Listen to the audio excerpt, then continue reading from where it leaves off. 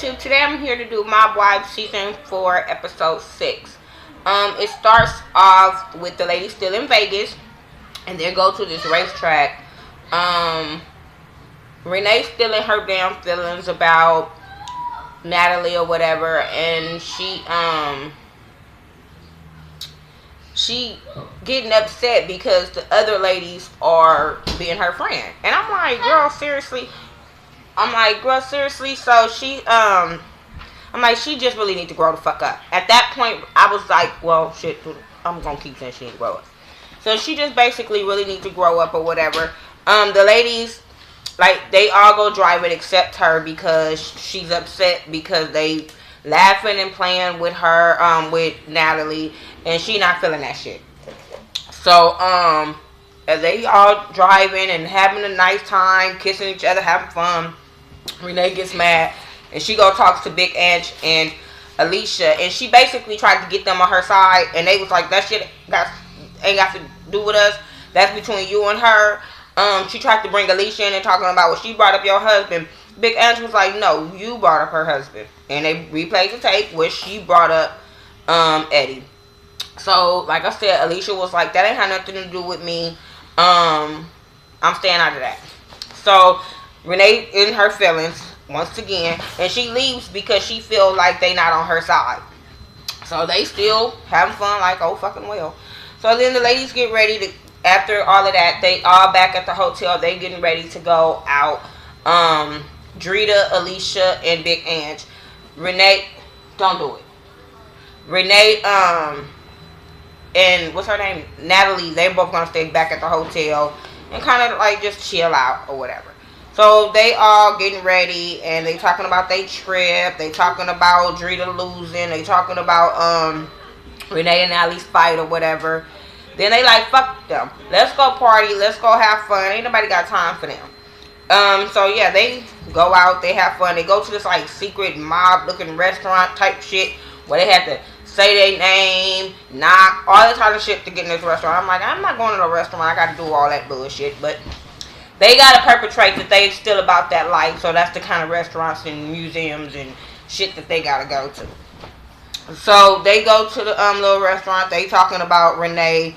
They like just Renee need to stop with all her drama.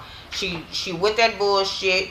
She ran across the wrong bitch. Not gonna happen. They say Renee is going to. They said Renee gonna run up on the wrong one. And Big Ange was like, she already did. She didn't think that Natalie was gonna go back at her, and she got exactly what she needed. Drita say Renee is a spoiled brat, and I'm like, who's spoiling her? Cause her son act like he give two fucks. Her ex-husband, he really didn't give two fucks. Her dad was in jail most of the time. Who the fuck is spoiling this woman? Letting her get away with this type of shit. Yes, she is spoiled because apparently somebody through her life have let her get away with acting like this. But Drita basically like, shit, we can't even get a group of new bitches and think some shit gonna change because the same drama and bullshit is erupting. And I'm like, yeah, because y'all still has Renee. That's why that shit is still erupting. Come on now. Excuse me. So anyway, Big Ange say she just needs to stop drinking, and or we gonna end up finding her dead somewhere. And I was like, yeah. So Renee's back at the hotel. She called her son crying and shit. He's so fucking over at her. He over it. He knows how dramatic his mom is. This is AJ's the type of person, he know how his mom is, so he know how to deal with her accordingly. And she was basically crying, talking about she flipping out, she losing it. She tell him about the fight with Natalie. He like, oh shit, you need to let that shit go. You can't keep dwelling on that shit. She, I think, got it where he like, I don't give a fuck, I'm over this shit. So she crying or whatever. And then she goes and finds Natalie. She screaming, Natalie, where you at? Like she about to do something about that damn life. Come on now. It's about that life or whatever. And when they finally sit down and talk, Renee basically tried to apologize to her and how she big, what did she say? She said she don't remember most of the fight, that they both escalated it. Natalie was like, hold on. I didn't start that shit. You came at me. I didn't start that. So we didn't escalate shit. So they just basically talked, and she was like, she's big on respect, and she felt like that delicious word was just being disrespectful. Now, like, hold the fuck up. I tried to apologize to you numerous of times, and you wasn't hearing it. Then when I come and try to hear and talk to you, you attack me. So what the fuck? And when she noticed she wasn't getting the reaction she wanted out of Natalie, then she apologized to her. Because Natalie was like, bitch, I'm a grown-ass woman. You calling me your puppet? I ain't got time for all of that. So when she noticed that Natalie wasn't backing down, she was like, okay, we got to get over this shit. So she apologized to her. Natalie, forgive her. They like, okay, we going to move on from this shit. Whatever.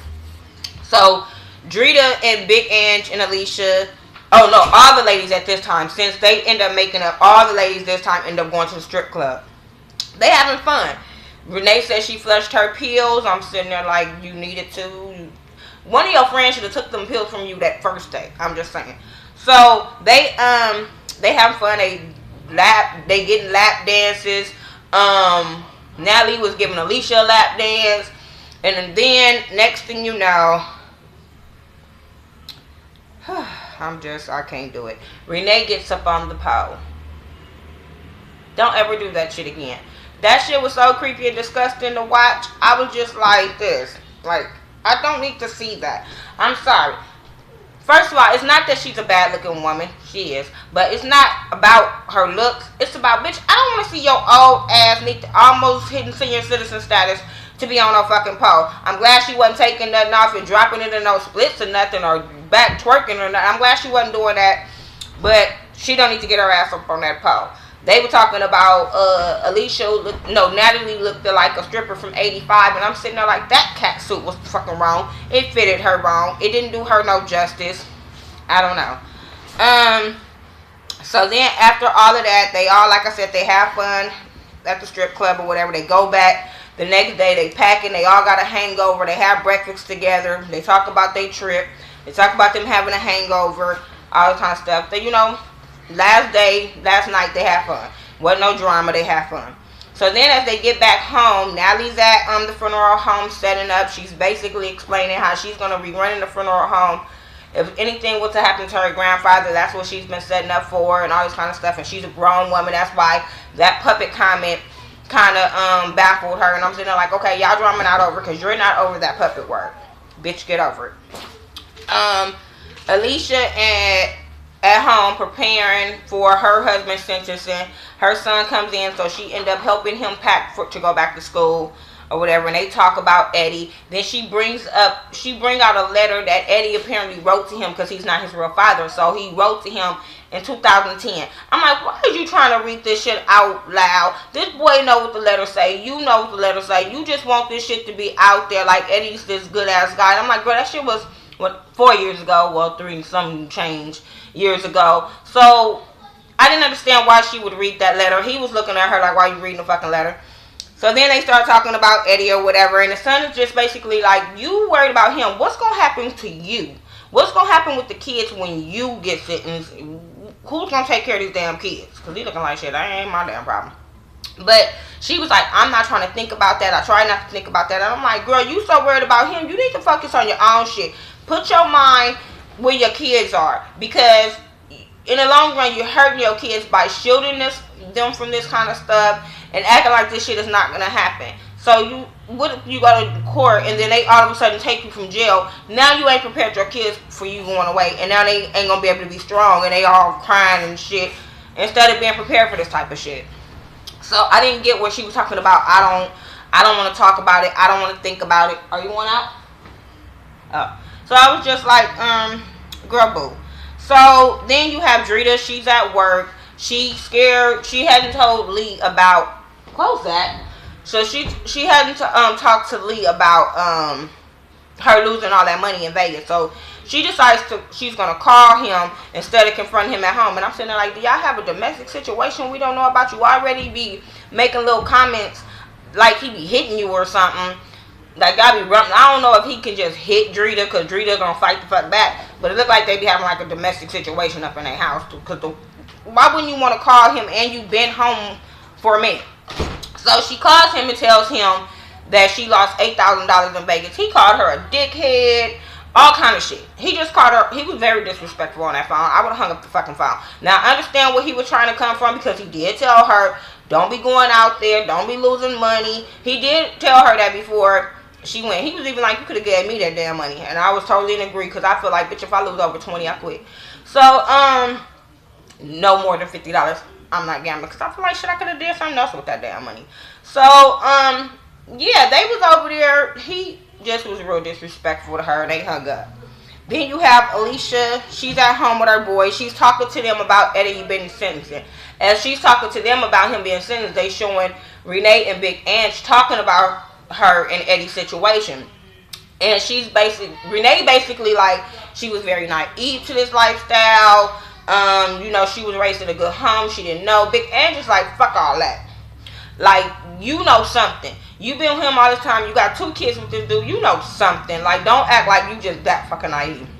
And I agree with Big Ange. Like, come on now. I'm quite sure his paychecks, if he was working, wasn't adding up to what y'all was spending. So you wasn't checking on that type of shit. Like, come on now. I'm just saying, like, don't act like you were just totally blind in this whole situation. I don't buy that type of shit, just like Big Ange didn't buy that type of shit. So then at the end, they have Renee and Alicia, because she waiting on him to be sentenced. So the next day, her and Renee meet up, and the sentencing was postponed, or whatever. Close my door. The sentencing was postponed, so now she going crazy. She don't know what to do. She breaking down. I'm like, girl, suck that shit up and do what you got to do for your kids. You can't be worried about all of that with him. Focus on you, and whatever comes with him, then you work, you know, accordingly. But work on yourself. This shit, it just bothers me to see women focusing so much on men that they not worried about themselves. And it's 2014, boo. You ain't got time for that. You ain't got time to be worried about no man when you got kids. Just saying. See, mine keep running back and forth, and he know it's only because the recorder wrong. Just saying. You gotta focus on them. I can't be worried about now. Love my babe and all that, but I can't be focused on what he's doing. I can't. I got kids. I gotta focus on what they're doing, making sure they being better people for the future. I ain't got time for that. And should if he do right, he do right now. And if he did some wrong shit the way Alicia husband did, his ass will be gone. I ain't got time for that. I'm just saying. I just don't. But like I said, these are women that's about that life. And then when a men get pinched, like Renee say, then all of a sudden they don't know how to deal with the situation. I'm like, girl, don't get that type of man. I just don't see Eddie just being this business dude, this good guy. I don't see it, especially the way they talk about him and they talk about how his family was and all this type of shit. I don't see it. But anyway, that was my review for Mob Wives Season 4, Episode 6. Really wasn't too much to this episode. Apparently next week, Nelly still ain't over the damn puppet word and shit like that. So we'll see more in today's drama. Alicia, something's going to be spilled, and they're going to think that Renee ratted them out. And I'm sitting there like, okay, Renee's going to be the villain through this whole season. But we'll see. So tell me what you thought about this episode. Like I said, it wasn't too much, but you know, I'm going to record it and talk to you guys about them anyway. I'll be back to try to do my couples therapy review for episode 1 and 2, because it really wasn't too much to 1 besides them saying who everybody was. So talk to me, and I'll talk to you guys back. Make sure you check out my girl Ashley Miller 1987. Also check out my cousin Mike B 801. Talk to us and we'll talk back. All right, peace.